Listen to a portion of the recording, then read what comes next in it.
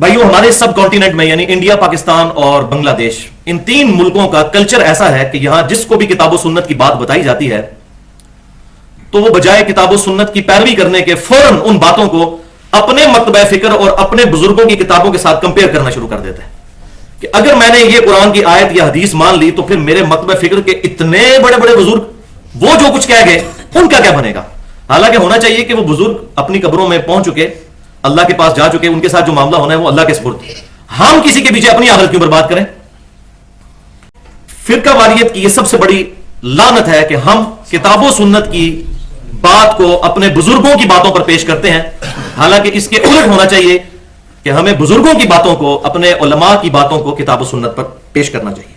اور جس کے ساتھ یہ معاملہ ہو، اللہ تبارک و تعالیٰ ایسا معاملہ اس کے ساتھ ہونے سے پہلے ہی اسے ایمان و عافیت کے ساتھ دنیا سے ہی اٹھا لے تاکہ اس کی آخرت تو بچے. آمین. اب بھائیو ہم ان عبارات کی طرف آتے ہیں اور ان عبارتوں کا میں صرف کمپیریزن کرواؤں گا، علماء کا نظریہ ورسز وحی کا فیصلہ. پہلے وہ عبارت پڑھوں گا، ایگزیکٹ جو عبارت لکھی ہوگی اس کتاب میں، اور اس کے مقابلے پر وحی کیا کہتی ہے، یعنی کتاب و سنت اور اجماع. یہ دیوبند مکتبہ فکر کے بہت بڑے عالم مولانا شیخ زکریا سہارنپوری صاحب، جنہوں نے تبلیغی جماعت کی کتابیں لکھی ہیں، وہ اپنی کتاب فضائل صدقات کے پیج نمبر 558 پر لکھتے ہیں، اور یہ فضائل صدقات جو رائے ونڈ سے چھپتی ہے کتب خانہ فیضی لاہور کی، اپنے بزرگ کے بارے میں لکھتے ہیں مولانا رشید احمد گنگوئی صاحب دیوبندی. وہ اللہ کو مخاطب کر کر کہتے ہیں، یہ الفاظ سنیے: جھوٹا ہوں، کچھ نہیں ہوں، تیرا ہی ذل ہے، تیرا ہی وجود ہے، میں کیا ہوں، کچھ نہیں ہوں، اور جو میں ہوں وہ تو ہے، جو میں ہوں وہ تو ہے، اور میں اور تو کا فرق کرنا خود شرک در شرک ہے. وہ کہتے ہیں کہ تیرے اور میرے درمیان اگر کوئی فرق کیا جائے تو یہ شرک ہے، حالانکہ یہ توحید ہے. تو کہتے ہیں کہ جو تو ہے وہ میں ہوں. تو بھائیو اللہ اور بندے کے درمیان کوئی چیز بھی کامن نہیں ہے. یہ بیسیکلی اس کی تھیم ہے جو صوفیاء کے ہاں وحدت الوجود کا عقیدہ آیا کہ کائنات کا وجود صرف ایک ہی ہے اور جتنی مخلوقات ہیں یہ اسی کے وجود میں سے نکلی ہوئی ہیں، معاذ اللہ، استغفر اللہ. اب اس کے مقابلے پر اللہ تبارک و تعالیٰ کا کیا فرمان ہے، وحی کا فیصلہ. سورہ الشورى آیت نمبر 11: لیس کمثلہ شیء وہو السمیع البصیر. اس کی مثل کوئی شے نہیں ہے، وہی سننے والا اور دیکھنے والا ہے. اللہ فرما رہے ہیں میری تو مثل ہی کوئی نہیں ہے، پھر جو تو ہے وہ میں ہوں، والعیاذ باللہ تعالی. یہ دیوبندی عالم ہے مولانا خلیل احمد سہارنپوری، جو کہ شیخ زکریا سہارنپوری جنہوں نے فضائل اعمال اور فضائل صدقات لکھی ان کے مرشد ہیں. 1905 میں امام احمد رضا بریلوی صاحب نے ایک کتاب لکھی حسام الحرمین، جس میں انہوں نے علماء دیوبند اور غلام احمد قادیانی کے جو غلط عقیدے تھے ان پر کفر کے فتوے لگائے، ان عبارتوں پر، جس کی آج میں بھی تصدیق کرتا ہوں، سارے اہل ایمان اس کی تصدیق کرتے ہیں کہ وہ کفریات تھے واقعی. اس کے جواب میں اپنی کلیریفیکیشن دینے کے لیے ایک کتاب لکھی علماء دیوبند نے، المہند علی المفند. یہ ان کی بنیادی کتاب ہے، 26 عربی میں سوالات کیے گئے، انہوں نے بتایا کہ ہمارے یہ عقیدے ہیں، اور یہ ان کے نصاب میں بنیادی کتاب، چھوٹی سی کتاب چاہے پڑھایا جاتا ہے، جس میں 35 علماء دیوبند کے سائن ہیں، جس میں اشرف علی تھانوی صاحب بھی شامل ہیں. اس میں یہ عقیدہ لکھ رہے ہیں کہ ہمارا عقیدہ کیا ہے، اور یہی عقیدہ المہند المفند جو کہ مکتبۃ العلم لاہور سے چھپی اس کے صفحہ 28 پر، اور شیخ زکریا سہارنپوری صاحب کی جو فضائل حج ہے جو تبلیغی جماعت والے کتب خانہ فیضی سے چھاپتے ہیں اس کا صفحہ 138 ہے. وہ کہتے ہیں وہ حصہ زمین جو قبر مبارک نبی صلی اللہ علیہ وسلم کی جو قبر مبارک ہے اس کا جو حصہ ہے، جو نبی صلی اللہ علیہ وسلم کے اعضائے مبارکہ کو مس کیے ہوئے ہے، علی الاطلاق افضل ہے، یہاں تک کہ کعبہ، عرش اور کرسی سے بھی افضل ہے حضور کی قبر مبارک. اب کوئی حدیث کوئی آیت نہیں انہوں نے پیش کی، انہوں نے اپنا عقیدہ بتایا. اب یہ عقیدہ کتاب و سنت میں کہاں موجود، اجماع میں کہاں موجود، یا ایون امام ابو حنیفہ رحمۃ اللہ علیہ کی تعلیمات میں کہاں موجود، نکالا جائے، ہم ماننے کے لیے تیار ہے صحیح سند کے ساتھ. اور یہ مزاج رسول صلی اللہ علیہ وسلم کے بھی خلاف ہے یہ عقیدہ. وہ کس طرح؟ پہلے میں وحی کا فیصلہ آیت مبارکہ سے سناتا ہوں، سورہ الحج کی آیت نمبر 74: ما قدر اللہ حق قدرہ ان اللہ لقوی عزیز. ان لوگوں نے اللہ کی وہ قدر ہی نہ جانی جو جاننی چاہیے تھی، بے شک اللہ تعالی غالب ہے اور قوت والا ہے. اللہ کی قدر نہیں جانی. تو اس کے مقابلے پر آپ صلی اللہ علیہ وسلم کی تعلیمات کیا ہیں؟ وہ صحیح بخاری انٹرنیشنل نمبر کے مطابق 3445 نمبر حدیث ہے، کتاب الانبیاء چیپٹر میں. سیدنا عمر فاروق رضی اللہ تعالیٰ عنہ کہتے ہیں کہ میں نے خود اپنے محبوب صلی اللہ علیہ وسلم سے یہ بات سنی کہ میری شان کو اس طرح مت بڑھا دینا جس طرح نصارہ یعنی عیسائیوں نے اپنے پیغمبر کی شان کو ایک حد سے آگے بڑھا دیا تھا. میں اللہ کا بندہ اور اس کا رسول ہوں, مجھے اللہ کا بندہ اور اس کا رسول ہی کہنا. عبدہ ورسولہ. دوسری حدیث صحیح مسلم میں کتاب المساجد چیپٹر میں انٹرنیشنل نمبر کے مطابق 1188 نمبر ہے. سیدنا جندب رضی اللہ تعالیٰ عنہ کہتے ہیں کہ میں نے نبی صلی اللہ علیہ وسلم کو ان کی وفات سے 5 دن پہلے یہ بات کہتے ہوئے خود سنا. یہ مزاج آپ کو پتا چلے گا. فرمایا خبردار, تم سے پہلے لوگ اپنے انبیاء کرام علیہ السلام اور نیک لوگوں کی قبروں کو سجدہ گاہ بنا لیتے تھے. خبردار, تم لوگ قبروں کو سجدہ گاہ نہ بنانا, بے شک میں تمہیں اس حرکت سے منع کرتا ہوں. اس کے علاوہ بھی کتنی حدیثیں ہیں بخاری اور مسلم میں آپ کی مرض وفات کی. اللہ کی لعنت ہو یہود و نصارہ پر, انہوں نے اپنے نبیوں کی قبروں کو سجدہ گاہ بنایا. یہ بخاری میں بھی ہے اور مسلم میں بھی. تو مولانا اشرف علی تھانوی صاحب امداد المشتاق کتاب ہے صفحہ 46 اسلامی کتب خانہ سے شائع ہوئی ہے, اس پر لکھتے ہیں شیخ عبد القادر جیلانی رحمۃ اللہ علیہ کے ریفرنس سے. ادھر آپ کو پتا چل جائے گا کہ توحید کیا ہے ان بزرگوں کی. وہ کہتے ہیں کہ ایک دن غوث اعظم شیخ عبد القادر جیلانی, غوث اعظم سب سے بڑے مشکل کشا شیخ عبد القادر جیلانی. سب سے بڑا مشکل کشا کون ہے؟ بلکہ اللہ ہی مشکل کشا ہے. اس کے ریفرنس سے کوئی ہے تو وہ ظاہری اسباب میں, غائب میں پکارنا اللہ کے ساتھ خاص ہے. تو وہ کہتے ہیں ایک دن غوث اعظم شیخ عبد القادر جیلانی 7 اولیاء کے ہمراہ بیٹھے ہوئے تھے. نگاہ بصیرت سے ملاحظہ فرمایا کہ ایک جہاز سمندر میں غرق ہونے کے قریب ہے. جہاز کوئی ڈوبنے لگا سمندر میں. تو اب انہوں نے کیا کیا؟ آپ نے ہمت اور توجہ باطنی سے اس کو غرق ہونے سے بچا لیا. ولیعوذ باللہ تعالی. اب اس کے مقابلے پر قرآن پاک میں وحی کا فیصلہ کیا ہے؟ بسم اللہ الرحمن الرحیم. امن یجیب المضطر اذا دعا ویکشف السوء. بھلا کون ہے جو کہ قبول کرتا ہے بے قرار کی فریاد کو جب وہ اس کو پکارتا ہے اور وہ اس کی تکلیف بھی دور کر دیتا ہے. وَيَجْعَلُكُمْ خُلَفَاءَ الْأَرْضِ. اور تمہیں اگلوں کا دنیا میں خلیفہ بناتا ہے. تمہارے ماں باپ مر جاتے ہیں, ان کی جگہ تمہیں دنیا میں بساتا ہے. اِلَٰهٌ مَّعَ اللَّهِ. کیا اللہ کے ساتھ کوئی اور الہ بھی ہے جو یہ تکلیفیں دور کر دے؟ قَلِيلًا مَّا تَذَكَّرُونَ. بہت ہی کم نصیحت پکڑتے ہو. تو اس آیت کے تحت مشکل کشائی کرنا غائب میں ایک تو ہے ظاہری اسباب, اس کا تو قرآن میں حکم ہے وَتَعَاوَنُوا عَلَى الْبِرِّ وَالتَّقْوَىٰ. لیکن یہ والا کام غائب میں ان چیزوں کے بارے میں اللہ تعالیٰ نے واضح فرما دیا اللہ کے علاوہ کوئی تکلیف نہیں دور کرتا. اور اگر کسی کو آپ سمجھتے ہو الہ مع اللہ, تو اللہ کے ساتھ اس کو الہ بنانے کے مترادف ہے. اور اس سے بھی آگے بڑھ کر بھائیو سورہ یونس کی آیت نمبر 22 میں سیم یہی چیز اللہ تعالیٰ نے اپنے بارے میں بیان کی ہے. یہ جب کافر جو ہیں وہ سمندروں کے سفر پر نکلتے ہیں اور جہاز ان کو لے کر ہچکولے کھانے لگتا ہے, اچانک یہ بھنور میں پھنس جاتے ہیں, تو پھر خالص اللہ کو پکارتے ہیں. جب اللہ ان کو کنارے تک پہنچا دیتا ہے تو پھر اللہ کے ساتھ شرک کرنا شروع کر دیتے ہیں. قرآن پاک میں یہ جہازوں کو بھنور سے بچانا اللہ تعالیٰ نے اپنے ساتھ مخصوص کیا. اور یہ کہہ رہے ہیں شیخ عبد القادر جیلانی. دیوبندی عالم مولانا اشرف علی تھانوی صاحب حفظ الایمان میں ایمان کی حفاظت کرنے والی کتاب, اور کیا حفاظت کر رہی ہے وہ آپ جملہ سن لیجیے گا, صفحہ نمبر 13. اور خلیل احمد سہارنپوری صاحب المحنت علی المفند میں صفحہ 51 پر لکھتے ہیں. وہ کہتے ہیں رسول اللہ صلی اللہ علیہ وسلم کے علم غیب کے بارے میں. اب یہ فرقے کی لعنت آ رہی ہے نا, بریلوی کہتے ہیں علم غیب ہے, وہ انکار کرتے ہیں. تو ہم بھی مانتے ہیں علم غیب ہے جو اللہ نے بتایا, وہ غیبی خبریں ہیں الحمدللہ. نبی میں اور عام انسان میں بہت بڑا فرق ہے. لیکن اب وہ علم غیب کی نفی کرتے ہوئے کیا کہتے ہیں کہ اگر بعض علوم غیبیہ مراد ہیں تو اس میں حضور کی کیا تخصیص ہے. وہ کہتے ہیں تم کہتے ہو حضور صلی اللہ علیہ وسلم کو علم غیب تھا, تو اگر تم چند غیبی باتوں کی بات کرتے ہو تو یہ تو سب کو پتا ہوتی ہے, اس میں حضور کے لیے کوئی خاصیت نہیں ہے. ایسا علم, یہ ذرا الفاظ سنیے, ایسا علم غیب, ایسا علم غیب زید و عمر بلکہ ہر بچہ مجنون پاگل بلکہ جمی حیوانات و بہائم کے لیے بھی حاصل ہے. وہ کہتے ہیں اس طرح کی غیبی چیزیں جو ہیں وہ تو جانوروں کو, پاگلوں اور بچوں کو بھی ہوتی ہیں. تم کہتے ہو حضور کو علم غیب ہے, اس طرح کا تو ان کو بھی ہے. یہ کیا کہنے چاہ رہے ہیں؟ وہ کہنا چاہ رہے ہیں علم غیب سے مراد جو ہے وہ ہے چھٹی حص. کسی بندے کو اندازہ ہو جاتا ہے کہ یہ ہو جائے گا, تو یہ تو جانوروں کو بھی ہو جاتا ہے, تو نبی صلی اللہ علیہ وسلم کو کون سا ہے اگر یہ ہو جاتا تھا تو ان کے لیے کوئی خاصیت ہے. یہ ہے وہ. اب دیکھ لیں یہ کلمہ کفر نہیں تو کیا. اور میں سلام پیش کرتا ہوں دور حاضر میں اہل سنت کے بہت بڑے عالم شیخ زبیر علی زئی صاحب جو اہل حدیث مکتبہ فکر میں اس وقت اتھارٹی ہیں. انہوں نے الحمدللہ اپنے مقالات کے اندر, اپنے علمی جو مقالات تھے اپنے رسائل کے اندر, ان ساری عبارتوں کو, ان میں سے یہ بھی عبارت ہے, انہوں نے کہا کہ یہ صراحتاً جو ہے وہ کفریہ عبارت ہے الحمدللہ. تو کوئی حرج نہیں, سچی بات کوئی بھی کرے اس کی تصدیق کرنی چاہیے. اب اس پر ذرا وہی کا فیصلہ سن لیجئے. وہ تو کہہ رہے ہیں نا جانوروں کو بھی علم غیب حاصل, نبی کے لیے ماننے کے لیے تیار نہیں, جانوروں کے لیے ہو رہے ہیں. اور اللہ تعالیٰ کیا فرما رہا ہے؟ بسم اللہ الرحمن الرحیم. عالم الغیب فلا یظہر علی غیبہ احدا. غیب کا جاننے والا یعنی اللہ اپنے غیب پر کسی کو اطلاع نہیں دیتا الا من ارتضى من رسول، ہاں اپنے رسولوں میں سے جسے چاہتا ہے ان کو غیب پر اطلاع دے دیتا ہے. فانه يسلك من بين يديه ومن خلفه رصدا، اور پھر ان کے لیے آگے اور پیچھے پہرہ دار بھی مقرر فرما دیتا ہے تاکہ کوئی شیطان کی طرف سے انوالومنٹ نہ ہو جائے.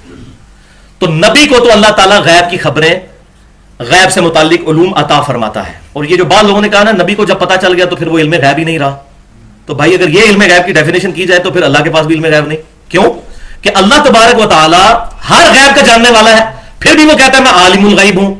وہ جب اللہ کہہ رہا ہوتا ہے عالم الغیب تو ہمارے ریفرنس سے کہہ رہا ہوتا ہے، اللہ کے سامنے کوئی چیز چھپی ہوئی نہیں ہے. بالکل اسی طریقے سے جب ہم نبی صلی اللہ علیہ وسلم کے لیے ان علوم غیب کو مانتے ہیں جو اللہ نے ان کو بتائے، جتنے بتائے، تو ہمارے ریفرنس سے وہ غیب ہی ہیں. جنت ہمارے لیے غیب ہے، دوزخ ہمارے لیے غیب ہے. نبی صلی اللہ علیہ وسلم نے جنت بھی دیکھی، دوزخ بھی دیکھی، عذاب قبر بھی دیکھا، یہ تمام ساری چیزیں آپ صلی اللہ علیہ وسلم نے دیکھی. یہ ملفوظات ہیں جو سید احمد صاحب، جن کو سید احمد شہید بھی کہا جاتا ہے، دیوبندیوں کے بڑے بزرگ ہیں، ان کے ملفوظات جمع کیے ہیں مولانا عبد الحی صاحب نے اور اسماعیل دہلوی صاحب نے، دیوبندی عالم، اور ان کے بزرگ ہیں. ان کے ملفوظات ہیں. وہ کہتے ہیں نماز کا طریقہ سکھا رہے ہیں، نماز کا روحانی طریقہ، یہ ذرا ان سے سیکھ لیجئے. وہ کہتے ہیں نماز کے دوران زنا کے وسوسے سے اپنی بیوی کی مجامعت کا خیال بہتر ہے. وہ کہتے ہیں نماز میں زنا کا خیال ہے، اس سے بہتر ہے کہ آپ اپنی بیوی کے ساتھ صحبت جو ہے اس کا خیال لیں، یہ زیادہ بہتر ہے. اچھا، اور شیخ یا اس جیسی اور بزرگ ہستیاں، وہ کہتے ہیں اپنے کسی بزرگ یا اپنے کسی پیر کا تصور نماز میں لانا، یا کوئی اور بزرگ ہستی بھی ہو، خواہ جناب رسالت مآب صلی اللہ علیہ وسلم ہی کیوں نہ ہو، ان کا بھی نماز میں تصور آنا، اپنی ہمت کو لگا دینا اپنے بیل اور گدھے کی صورت میں ڈوب جانے سے برا ہے. والعیاذ باللہ تعالی. وہ کہتے ہیں آپ کو بیل اپنے اور گدھے کا خیال نماز میں آ جائے نا، یہ کم برا ہے. اس سے زیادہ برا ہے اپنے بزرگ یا نبی صلی اللہ علیہ وسلم کا خیال آنا. بزرگ کا لی تو بات چلو مانی جاتی، نبی صلی اللہ علیہ وسلم کا بھی نام مبارک ذکر کیا. اور یہ ذرا نماز کے آداب سیکھیں. زنا سے بہتر ہے بیوی کے ساتھ صحبت، وہ بہتر ہے، اور اس کو کہا کہ یہ برا ہے. یہ کس دین کی تعلیمات ہے؟ اب نبی صلی اللہ علیہ وسلم کا کیا دین ہے وہ ذرا سن لیجئے. بخاری اور مسلم کی متفق علیہ حدیث ہے تشہد کے چیپٹر میں. عبداللہ بن مسعود رضی اللہ تعالیٰ عنہ کہتے ہیں کہ نبی صلی اللہ علیہ وسلم نے مجھے اپنے دونوں مبارک ہاتھوں کے درمیان میرا ہاتھ لے کر تشہد تعلیم فرمائی کہ نماز میں یوں پڑھا کرو. کئی طرق ہے اس حدیث کے بخاری اور مسلم میں. اور فرمایا کہ نماز میں یوں کہو التحیات للہ والصلوات والطیبات، السلام علیکہ ایہا النبی ورحمۃ اللہ وبرکاتہ، السلام علینا وعلی عباد اللہ الصالحین، اشہد ان لا الہ الا اللہ واشہد ان محمدا عبدہ ورسولہ. وہی بات کہ میری قولی بدنی اور مالی عبادات اللہ کے لیے خاص ہیں. اے نبی آپ پر سلام ہو صلی اللہ علیہ وسلم، اور اللہ کی رحمتیں اور برکتیں ہوں، سلامتی ہو ہم پر اور اللہ کے نیک بندوں پر. تو نبی صلی اللہ علیہ وسلم نے کہا کہ نماز میں یہ پڑھا کرو.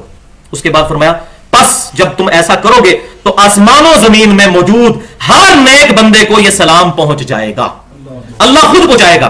تو ہم نماز میں نبی صلی اللہ علیہ وسلم پر انشائیہ انٹینشنلی حضور پر سلام پڑھ رہے ہوتے ہیں، اللہ کے نیک بندوں پر سلام پڑھ رہے ہوتے ہیں. حضور کہہ رہے ہیں جب یہ پڑھو گے اللہ تمہارا سلام پہنچا دے گا. تو خیال آیا کہ نہیں؟ خیال کی نیت سے تو پڑھ رہے ہیں نبی صلی اللہ علیہ وسلم پر سلام ہو. اس سے حاضر و ناظر کا عقیدہ نہیں ثابت ہوتا، وہ میں نے لادہ سے بتایا. حاضر و ناظر کا عقیدہ اس میں نہیں ہے، بلکہ اس میں ہے کہ اللہ تعالیٰ تمہارا سلام پہنچا دے گا وہاں پر. یہ ہمارا عقیدہ ہے الحمدللہ. رسول اللہ صلی اللہ علیہ وسلم تک ہماری ہر نماز کا سلام پہنچتا ہے الحمدللہ. یہ ہے دیوبندی عالم مولانا اشرف علی تھانوی صاحب کا رسالہ الامداد چھپتا تھا. اس کا 8واں رسالہ ماہ سفر 1336 ہجری. اب اس میں وہ سوالوں کے جواب دیا کرتے تھے. تو ان سے کسی نے سوال پوچھا. اب یہ سنیے، ایک شخص نے خواب دیکھا اور اس نے کہا کہ حضرت میں نے خواب دیکھا ہے، یہ سوال کا جواب ذرا آپ ارشاد فرمائیے. میں خواب میں کیا دیکھتا ہوں کہ میں کلمہ پڑھتا ہوں لا الہ الا اللہ اشرف علی رسول اللہ والعیاذ باللہ. پھر میں بیدار ہو کر بھی بے اختیاری میں پڑھ رہا ہوں اللہم صلی علی سیدنا و نبینا و مولانا اشرف علی نبینا. استغفر اللہ. پھر اس نے جب یہ واقعہ وہاں بھیجا اور کہا کہ حضرت میں بڑا پریشان ہوں، خواب میں بھی پڑھ رہا ہوں بیداری میں بھی، کیونکہ ان کے مولوی کہتے ہیں تو خواب ہے جی، خواب میں تو اختیاری کوئی نہیں ہوتا. اس میں الفاظ ہے بیداری میں بھی پڑھ رہا ہوں. اچھا، اب آپ کو کوئی بندہ یہ خط بھیجے کہ جی حضرت میں نے خواب میں دیکھا ہے کہ میں آپ کے نام کا کلمہ پڑھ رہا ہوں اور بیداری میں بھی میری زبان پہ یہی کلمہ جاری ہے، تو آپ کو کیا کہنا چاہیے کہ بھائی توبہ کر، تیرے اوپر اتنا بڑا شیطان کا حملہ ہو چکا ہے کہ تو اتنا شیطان کے ہتھے چڑھ گیا کہ تیرا اپنا اختیار ہی ختم ہو گیا، تو یہ کام کر رہا ہے. یہی ہونا چاہیے نا. ایک موچی سے شرابی کبابی سے پوچھ لے وہ بھی یہی کہے گا، میرے جیسا گناہگار آدمی بھی یہی کہے گا. لیکن اشرف تھانوی صاحب نے کیا جواب دیا؟ ان کا اس واقعے میں تسلی تھی کہ جس کی طرف تم رجوع کرتے ہو، یعنی تمہارا جو پیر، یعنی کہ میں خود وہ اشرف تھانوی صاحب ان کا مرید تھا نا، وہ بعون ہی تعالی متبع سنت ہے، یعنی تمہارا پیر اللہ کی مدد سے سنت کا عامل ہے، اس لیے تمہیں یہ خواب دکھائی گئی ہے کہ تم اپنے پیر کے نام کا کلمہ پڑھ رہے ہو اور اس کو نبی مانتے ہوئے اس پر درود پڑھ رہے ہو، پریشانی کی کوئی مسئلہ نہیں ہے، کہ اس میں تو تسلی میرے لیے ہو گئی ہے۔ اچھا اب مجھے بتائیے اس مرید کو تو چھوڑیں، یہ جو جواب دے رہا ہے بندہ، اس کے اوپر کیا فتویٰ لگے گا؟ چلو وہ تو ہوش میں نہیں تھا، یہ تو ہوش میں ہے نا، یہ تو خواب نہیں دیکھ رہا۔ تو یہ میں اس لیے بتا رہا ہوں کہ ہر طریقے سے بچانے کی کوشش کرتے ہیں، اور یہ نہ سمجھیے گا کہ وہ ان چیزوں کو مانتے نہیں، اس میں مناظرے کرتے ہیں پورے۔ یہ دیوبندی عالم مولانا خلیل احمد سہارنپوری صاحب المحنت علی المفند صفحہ 30 مکتبۃ العلم لاہور سے شائع شدہ، وہ کہتے ہیں کہ قبر مبارک میں آپ صلی اللہ علیہ وسلم کی حیات دنیا کی سی ہے۔ وہ کہتے ہیں نبی صلی اللہ علیہ وسلم قبر میں زندہ ہے، لیکن جس طرح ہم دنیا میں زندہ ہے نا، اس طریقے سے، اچھا بلا مکلف ہونے کے، یعنی کہ اس پر وہ دنیا والے پروٹوکول نہیں ہے، جس طرح دنیا میں تو ہمیں نماز بھی پڑھنی پڑتی، باقی کام بھی کرنے پڑتے ہیں ایک ترتیب کے ساتھ، اس طرح کی کوئی پابندی نہیں ہے، لیکن ہے زندگی اس طرح کی، اور یہ حیات مخصوص ہے حضرت صلی اللہ علیہ وسلم کے لیے اور شہداء کے ساتھ، برزخی نہیں ہے، برزخی نہیں ہے یہ حیات جو حاصل ہے تمام مسلمانوں کو۔ ثابت ہوا کہ آپ صلی اللہ علیہ وسلم حیات دنیاوی کے ساتھ اپنی قبر مبارک میں زندہ ہے، والعیاذ باللہ تعالی۔ دنیا کی جو زندگی ہے بھائیوں، اس سے آخرت کی زندگی جو ہے، آخرت کی زندگی اس سے افضل ہے۔ وَلَلْآخِرَةُ خَيْرٌ لَكَ مِنَ الْأُولَىٰ، اے محبوب صلی اللہ علیہ وسلم آپ کا ہر آنے والا لمحہ گزرے ہوئے سے بہتر ہے۔ تو پھر دنیا کی سی ہے تو دنیا میں کھانے پینے سے ٹوائلٹ میں جانا پڑتا ہے، تو معاذ اللہ استغفر اللہ، پھر ہم کہیں گے کیونکہ اٹیچ بات ہے سلسلہ۔ ہاں آخرت کا جو کھانا ہے اس میں ٹوائلٹ میں نہیں جانا پڑتا۔ تو آپ صلی اللہ علیہ وسلم کو قبر میں رزق دیا جا رہا ہے، سب کچھ ہے، لیکن وہ آخرت کی زندگی ہے، دنیا کے ساتھ اس کا کوئی تعلق نہیں ہے، سوائے اس کے کہ ہمارا درود و سلام نبی صلی اللہ علیہ وسلم تک پہنچتا ہے۔ آپ صلی اللہ علیہ وسلم کا جسم مبارک مدینہ شریف کی قبر میں ہے، اور آپ صلی اللہ علیہ وسلم کی روح مبارک جنت الفردوس میں ہے، اور اس روح کا جسم کے ساتھ تعلق بھی برزخی موجود ہے۔ یہ میں نے اس میں ڈیٹیل کے ساتھ بخاری اور مسلم کے حوالے سے بتایا ہے، البتہ وہ ویسا نہیں ہے جیسے دنیا میں ہمارا تعلق ہوتا ہے اپنے جسم کے ساتھ ہماری روح کا۔ اب وہی کا فیصلہ بھی سن لیجئے، سورۃ البقرہ آیت نمبر 154، بسم اللہ الرحمن الرحیم، ولا تقولوا لمن يقتل في سبيل الله اموات بل احیاء ولكن لا تشعرون، ولكن لا تشعرون، اور مت کہو مردہ ان لوگوں کو جو اللہ کی راہ میں شہید کر دیے جائیں، وہ تو اللہ کے حضور زندہ ہیں لیکن ان کی زندگی کا تمہیں شعور نہیں ہے، وہ برزخی زندگی ہے، متشابہات ہے، ہم اس کی ڈیٹیل میں نہیں پڑھ سکتے سوائے اس کے کہ جو احادیث میں آ گیا۔ خلیل احمد سہارنپوری صاحب المحنت علی المفند میں سوال نمبر 11 کے جواب میں صفحہ 40 پر مکتبۃ العلم لاہور، وہ لکھتے ہیں اب رہا مشائخ کی روحانیت سے استفادہ کرنا اور ان کی سینوں اور قبروں سے باطنی فیوز حاصل کرنا۔ یہ دیوبندی بزرگ 35 علماء کے سائن، اشرف تھانوی صاحب بھی شامل ہیں اس کتاب کے سائن کرنے والوں میں، وہ کہتے ہیں اب رہا مسئلہ مشائخ کی روحانیت سے استفادہ کرنا اور ان کے سینوں اور قبروں سے باطنی فیوز حاصل کرنا، تو بے شک صحیح ہے، یہ صحیح ہے، غلط تو ہے نہیں، مگر اس طریق سے جو اس کے اہل اور خواص کو معلوم ہے، نہ کہ اس طرز پر جو عوام میں رائج ہے۔ یہ دیکھا کیسا چوہا چھوڑا بیچ میں، یہ دو چہرے ہوتے ہیں ہمیشہ ان لوگوں کے، ایک کے سامنے کچھ اور، دوسرے کے سامنے اور۔ بالکل اسی طریقے کی عبارت جو ہے وہ مفتی امجد علی صاحب نے بھی لکھی بہار شریعت میں، وہ میرا پمفلٹ ہے، اس میں میں بتا دوں، قبروں سے فیض کے عقیدے کا تحقیقی جائزہ، اینٹی وینم جو میں نے بتایا تھا، اینٹی وینم نمبر 3، مسئلہ نمبر جو ریسرچ پیپر نمبر 6، اس میں نے دیوبند علماء کے اور بریلویوں کے وہ واقعات نقل کیے ہیں کہ یہیں پر قاسم نوتوی صاحب مرنے کے 6 سال کے بعد قبر سے نکل کر دیوبند مدرسے میں 2 مولویوں کی صلح کروا کے دوبارہ قبر میں چلے جاتے ہیں، اور وہ کہتے ہیں جی کرامت ہے۔ ہاں بریلوی کہے گا تو مشرک ہے، اہل تشیع کہے گا تو مشرک ہے، ہمارے بزرگ کہیں تو کرامت ہے۔ کرامت کے نام پر جو چیز مرضی بھی جائز کر لی جائے، والعیاذ باللہ تعالی، استغفر اللہ تو بولی۔ تو یہ دیکھ لیجئے، یہ انہوں نے لکھا اور کہا کہ ہم لوگ بالکل اس کے قائل ہیں، کوئی ایسا مسئلہ نہیں ہے، اور پھر اس کو مزید ایلیبریٹ کیا ان کے شاگرد نے، جو رائے ونڈ والوں کی مرکزی کتاب ہے فضائل درود و سلام اور فضائل حج، شیخ ذکریہ سہارنپوری صاحب کی، کتب خانہ فیضی لاہور رائے ونڈ کی شائع شدہ، اس میں واقعہ نمبر 12 ہے، پیج نمبر 166 پہ، وہ بالکل اس کو پھر کھول کے بیان کرتے ہیں کہ ہم قبروں سے فیض کیسے لیتے ہیں، یہ طریقہ انہوں نے پھر بتایا فیض لینے کا۔ تو شیخ ذکریہ سہارنپوری صاحب کا میں نے حوالہ دے دیا، وہ پھر لکھتے ہیں کہ 555 ہجری میں شیخ احمد رفاعی صاحب جب حج کر کے مدینہ شریف آئے تو قبر رسول صلی اللہ علیہ وسلم پر کھڑے ہو کر انہوں نے کچھ اشعار پڑھے، جن کا ترجمہ عربی میں تھے۔ وہ اشعار کچھ یوں تھا کہ اے اللہ کے رسول صلی اللہ علیہ وسلم، جب میں مصر میں تھا تو میری روح آ کر سلام عرض کرتی تھی یہاں پر، یہ پتہ نہیں کون سی روح ہے جو جسم سے نکل کر پھر واپس آ جاتی ہے۔ اے اللہ کے رسول صلی اللہ علیہ وسلم، اب میں خود آیا ہوں آپ کے پاس، اپنی قبر مبارک سے ہاتھ مبارک باہر نکالیے، میں آپ سے سلام کرنا چاہتا ہوں۔ اب مجھے بتائیں، آج تک 40 لاکھ حاجی تقریباً چاہتے ہیں، اگر یہی ڈیمانڈ وہاں پہ شروع کر دیں، کیا صحابہ کرام نے ایسی کوئی ڈیمانڈ کی؟ تو وہ کہتے ہیں جناب انہوں نے جب یہ ڈیمانڈ کی شیخ احمد رفاعی صاحب نے، تو حضور صلی اللہ علیہ وسلم کی وفات کے 550 سال کے بعد کا واقعہ ہے، وہ کہتے ہیں 90,000 لوگوں کی موجودگی میں نبی صلی اللہ علیہ وسلم نے قبر مبارک سے ہاتھ باہر نکالا اور انہوں نے بوسہ دیا، پھر وہ ہاتھ مبارک اندر چلا گیا، ولیعوذ باللہ تعالی۔ 90,000 کا مجمع آج سے 100 سال پہلے بھی مسجد نبوی میں نہیں آتا تھا، اور یہ وہ واقعہ بیان کر رہے ہیں 900 سال پرانا۔ جھوٹ کے پاؤں نہیں ہوتے، میں کہتا ہوں چور اپنی لنگوٹی چھوڑ جاتا ہے، یہ لنگوٹا چھوڑ کے گیا اتنا بڑا 90,000 کا مجمع، اور 90,000 کے مجمع کو ہاتھ مبارک کتنا ہوگا جو نظر آیا، اور یہ نہ سمجھیے گا یہ کوئی خواب کا واقعہ ہے، بیداری میں وہ کہتے ہیں۔ اور پھر انہوں نے بریلویوں کو چپ کروانے کے لیے ساتھ لکھ دیا کہ ان 90,000 لوگوں میں شیخ عبد القادر جیلانی کا نام بھی ذکر کیا جاتا ہے، تاکہ آپ لوگ اس کو غلط نہ سمجھ لیں۔ یہ بہت خطرناک ہے، اور یہ قادیانیوں کے ہاتھ یہ ایٹم بم ہے جو میں یہ بتانے لگوں اب آپ کو۔ دیوبندی عالم دیوبند مدرسے کے بانی مولانا قاسم نانوتوی صاحب تحذیر الناس صفحہ 34 پر لکھتے ہیں، اتنی سی کتابچی ہے، اس کے اندر انہوں نے یہ لکھا ہے، اگر بالفرض بعد زمانہ نبوی صلی اللہ علیہ وسلم بھی کوئی نبی پیدا ہو، وہ کہتے ہیں حضور کے بعد بھی اگر کوئی نبی آ جائے پھر بھی خاتمیت محمدی میں کچھ فرق نہیں آئے گا، ولیعوذ باللہ تعالی صلی اللہ علیہ وآلہ وسلم۔ وہ کہتے ہیں حضور صلی اللہ علیہ وسلم کے بعد بھی اگر کوئی نبی آ جائے تو آپ پھر بھی خاتم النبیین ہی رہیں گے۔ خاتم النبیین کا یہ مطلب نہیں ہے کہ آپ کے بعد کوئی نبی نہیں آئے گا۔ تو پھر غلام احمد قادیانی نے جو دعویٰ کیا، اور اس کے بیٹے مرزا طاہر نے بھی یہی عدالت کے اندر یہ قاسم نوتوی کی عبارت ہی پیش کی تھی۔ وہ تو اللہ تعالیٰ غلطیاں معاف کرے، شاہ احمد نورانی صاحب کی، انہوں نے کہا کہ ہمارے علماء تو پہلے اس کو، یہ بھی اسام الارمین میں اس پہ بھی کفر کا فتویٰ تھا مذہب بریلوی صاحب کا، انہوں نے کہا یہ تو ہم تو پہلے اس کو کفریہ کہہ چکے ہیں، ہم اس عبارت کو نہیں مانتے۔ تو انہوں نے کہا کہ پھر اگر آج ہم کافر قرار ہوتے ہیں یہاں پہ تو دیوبندیوں کو بھی کافر قرار نہ ہوں گے، جب تک کہ ہر دیوبندی یہ کہہ نہ دے کہ میرا عقیدہ ہے۔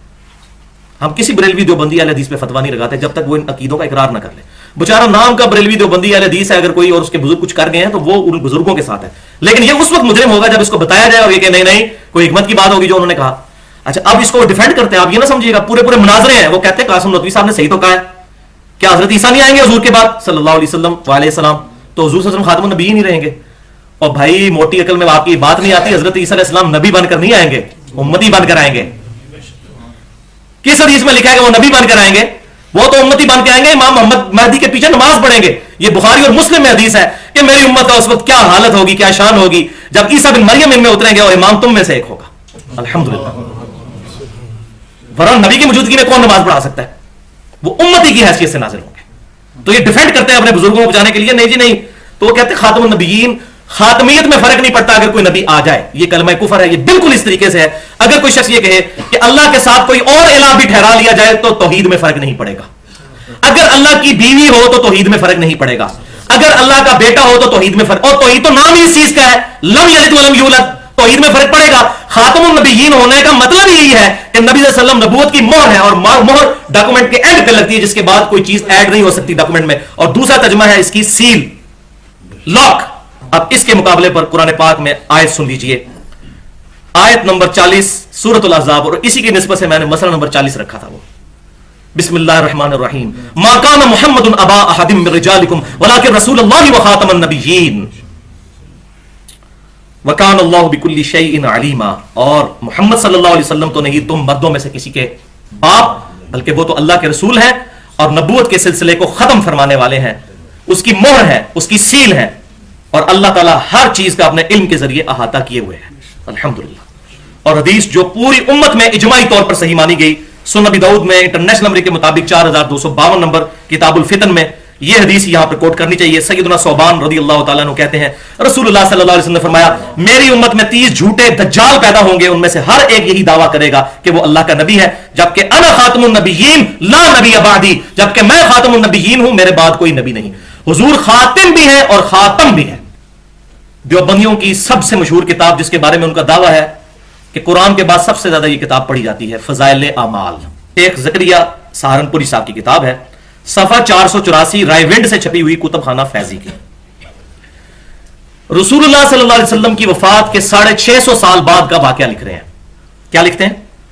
بڑا ڈیٹیل واقعہ، وہ آپ خود پڑھ لیجئے گا، اس کا لب لباب میں بیان کر دیتا ہوں کہ شیخ ابو یزید قرطبی ایسے نوجوان کو ملے جسے لوگوں کے متعلق یہ کشف ہو جایا کرتا تھا کہ کون جنت میں ہے اور کون دوزخ میں۔ حضور صلی اللہ علیہ وسلم کی وفات کے 650 سال کے بعد، جبکہ نبوت کا سلسلہ بھی ختم ہو چکا ہے، غیبی خبر نبی کے ذریعے آتی ہے۔ اگر کوئی یہ مانتا ہے کہ نبی کے علاوہ کوئی اور ذریعہ ہے غیبی خبر کا، کسی غیر نبی کو بھی غیبی خبر مل جاتی ہے سوائے اس کے جو خواب ہے، اور وہ بھی جب واقعہ ہوگا تو کنفرم ہوگا. وہ بخاری اور مسلم میں ہے کہ میرے بعد نبوت کی خبروں میں سے صرف خواب باقی ہے, اور وہ بھی شیطانی بھی ہو سکتا ہے, رحمانی بھی.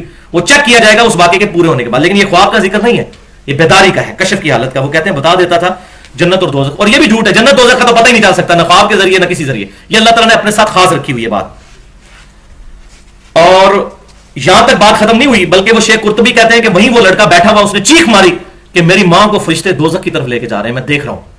اس سے کنفرم ہو گیا وہ بیداری میں بات کر رہا ہے, ورنہ وہ وکیل کہیں گے یہ خواب میں ہو رہا ہے.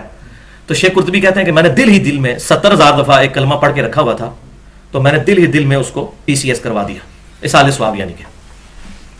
تو کہتے ہیں وہ ہنسنے لگ پڑا اور نے کہا شیخ وہ میری ماں کو اب جنت کی طرف لے کر جا رہے ہیں. تو شیخ صاحب فرماتے ہیں اس سے 2 فائدے ہوئے مجھے. ایک تو مجھے یہ کنفرم ہو گیا کہ اس کا کشف بالکل صحیح ہے, یہ جج کرنے کا طریقہ. اور کہتے ہیں دوسرا مجھے یہ کنفرم ہو گیا کہ 70,000 دفعہ کلمہ پڑھ کے کسی کو بھی مرنے کے بعد اللہ تعالیٰ سے زبردستی بخشوایا جا سکتا ہے. یہی مطلب ہوا نا. وہ کہتے ہیں اس حدیث کی طاقت بھی پتہ چل گئی. حالانکہ یہ حدیث کہیں پر موجود ہی نہیں کسی اہل سنت کی معتبر کتاب کے اندر کہ 70,000 دفعہ کلمہ پڑھ کے کسی کو بخشوایا جائے, ورنہ تو بڑا آسان کام ہے. یہ دین ہے. اور اتنا بڑا دعویٰ کہ وہ جنت اور دوزخ بتا دیتا تھا. یہ صحابہ کے بارے میں بھی ہمارا عقیدہ ہو تو ہم کافر ہو جائیں. بخاری اور مسلم کی متفق علیہ حدیث ہے, نبی صلی اللہ علیہ وآلہ وسلم ایک جگہ سے گزر رہے تھے, آپ رک گئے, صحابہ آگے چلے گئے, یا رسول اللہ کیوں رکے؟ فرمایا 2 قبر والوں کو عذاب ہو رہا ہے. صحابہ کو تو 4 فٹ نیچے نہیں قبر میں نظر آتا تھا کہ عذاب ہو رہا ہے کہ نہیں, ان کے بزرگوں کو جنت اور دوزخ بیداری میں نظر آتی ہے, اور پتہ لگ جاتا ہے کون جنتی کون دوزخی. بخاری اور مسلم کے اندر کئی جگہ پر یہ چیز موجود ہے کہ حذیفہ ابن یمان رضی اللہ تعالیٰ عنہ کو نبی صلی اللہ علیہ وسلم نے منافقین کے نام بتائے تھے. کسی صحابی کو بھی منافقین کے نام بھی نہیں پتا تھے. جنتی دوزخی ہونا تو بڑی دور کی بات ہے. اب ذرا اس کے اوپر وہ فتویٰ سن لیجئے, وحی کا فیصلہ نمبر 19 سورہ آل عمران آیت نمبر 179. اسی کے کانٹیکسٹ میں نے علم غیب والا مسئلہ بھی کلیئر کیا ہے اہل سنت پاک.com پر, مسئلہ نمبر 6 کے نام سے. وَمَا كَانَ اللَّهُ لِيُطْلِعَكُمْ عَلَى الْغَيْبِ, اور اللہ کی تو یہ شان ہی نہیں ہے کہ تمہیں غیب کی باتیں بتاتا پھرے ہر ایک کو. وَلَٰكِنَّ اللَّهَ يَجْتَبِي مِن رُّسُلِهِ مَن يَشَاءُ, بلکہ اللہ تو اپنے رسولوں میں سے جسے چاہتا ہے منتخب فرماتا ہے, اس کو غیب کی خبر دیتا ہے. اب یہ دیکھیں اپنے بزرگوں کو رسولوں کے برابر اس سے بھی بڑھ کر درجہ دے رہے ہیں, وَلِيَعُوذُ بِاللَّهِ تعالیٰ. یہ تمام باتیں آپ نے سن لی, اس کے بعد فیصلہ آپ کے ہاتھ میں ہے, میرے ہاتھ میں نہیں. اب ہم نے یہ فیصلہ کرنا ہے ان کے پیچھے, ان عبارتوں کے پیچھے, ان علماء کے پیچھے جو ان چیزوں کے ساتھ ہمیں اٹیچ کر رہے ہیں, ہم نے اپنی آخرت برباد کرنی ہے, یا ہم نے نبی صلی اللہ علیہ وسلم کی تعلیمات کتاب و سنت کی شکل میں جو ہم پر موجود ہیں ہمارے پاس, اس پر عمل کرنا ہے. میں آخر میں وہی آیت پھر پڑھ دیتا ہوں. بسم اللہ الرحمن الرحیم, سورۃ الاحزاب آیت نمبر 57. ان الذین یؤذون اللہ ورسولہ, بے شک وہ لوگ جو اللہ اور اس کے رسول کو اذیت دیتے ہیں, لعنہم اللہ فی الدنیا والآخرہ, ان پر لعنت ہے اللہ کی دنیا کی زندگی میں بھی اور آخرت میں بھی. وَأَعَدَّ لَهُمْ عَذَابًا مُهِينًا, اور ایسے لوگوں کے لیے ذلیل و خوار کر دینے والا عذاب اللہ نے تیار کر رکھا ہے. وَلِعَاذُ بِاللَّهِ تعالی. اللہ کا شکر ہے کہ ہمارے پاس ان کی کتابیں موجود ہیں, اور ان کتابوں میں ایسی عبارتیں موجود ہیں تاکہ ہم اینٹی وینم تیار کر کے ان کی پبلک کو یہ فاش باتیں دکھا سکیں, اور اس کے ذریعے لوگوں کو کتاب و سنت تک لا سکیں. مجھے الحمدللہ اس چیز کی خوشی ہے کہ یہ چیزیں موجود ہیں, ہم کچھ دکھا تو سکتے ہیں لوگوں کو, اور جب یہ لوگ نکالیں چیزیں تو اعلان نکالیں, ہم اس کو بھی ویلکم کہیں گے. اللہ تعالیٰ سے دعا ہے کہ ہمیں گستاخوں سے بچا کر نبی صلی اللہ علیہ وسلم کے ساتھ سچی محبت رکھنے والے جو لوگ ہیں, کتاب و سنت کے منہج کے جو لوگ ہیں, ان کے ساتھ اٹیچمنٹ نصیب فرمائے. کتاب و سنت اور اجماع کی تعلیمات کو خود عمل کر کے دوسروں تک پہنچانے کی توفیق عطا فرمائے. جو حق بات میں نے آج کہی, اللہ تعالیٰ ہمارے دلوں میں راسخ فرمائے. اگر جس بات میں میرے منہ سے کوئی غلط بات نکل گئی تو اللہ تعالیٰ ہمارے دل سے معاف کر دے اور اس کو معاف بھی فرما دے. سبحانک اللہم و بحمدک, اشہد ان لا الہ الا انت, استغفرک و اتوب الیک, وما علینا الا البلاغ المبین.